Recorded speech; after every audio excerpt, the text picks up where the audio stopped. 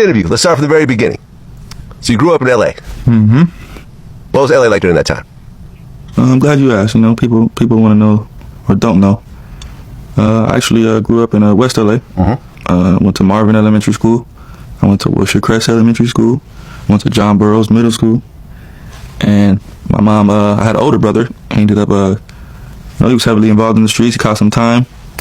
And then my mom, tried to move us out of the hood pretty much. And she found her a nice man.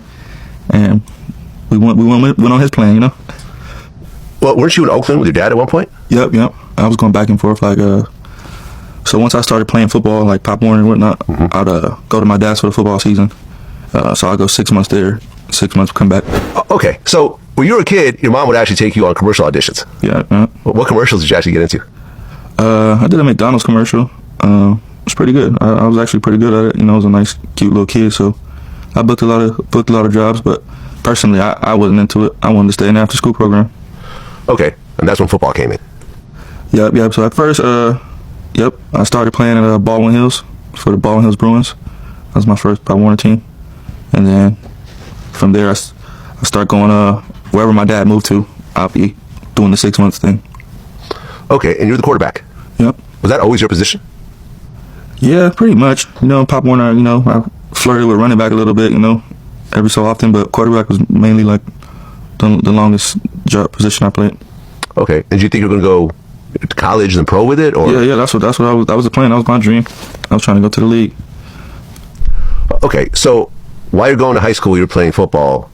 The neighborhood you live in is Schoolyard Crips. Mm-hmm. When did you get involved in all that? So, like I said, my upbringing was in that neighborhood, and then my mom, she met a man, and he was out in the Valley area, so she would kind of set up shop with him for a little minute, and that's when I really got to focus on like football and whatnot. But I went to a lot of different high schools, so I was that kid. I went to 5 different high schools, and high school was only 4 years. Okay, so how'd you get mixed up with Schoolyard? Oh, how did I end up going over there? Yeah. So boom, I was doing my football thing, high school. I'm affiliated. My cousins are from there. Were from there before I was. So, they always, come on, let's do it. And I was just like, man, all right, football right now. So then once that was in the rear view, I jumped right into it, like. Okay. Literally. You got jumped in? Yep. Got jumped in. For how long? What was the? So it was like a 4-man. So you got to fight 4 people at one time, and then you fight each person. Okay. Head up by themselves after. These things go different ways depending on the situation. How did your particular situation go? Mine went pretty good. I did get knocked down, of course, 4 people, 4-on-1, supposed to get knocked down, but I got right back up and got right back to programming.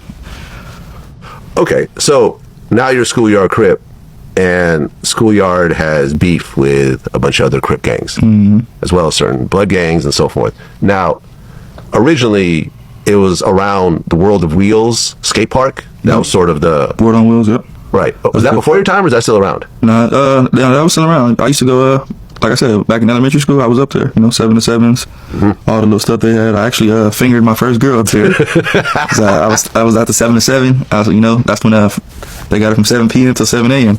You locked in there, and I was in there, and I got to finger a girl for the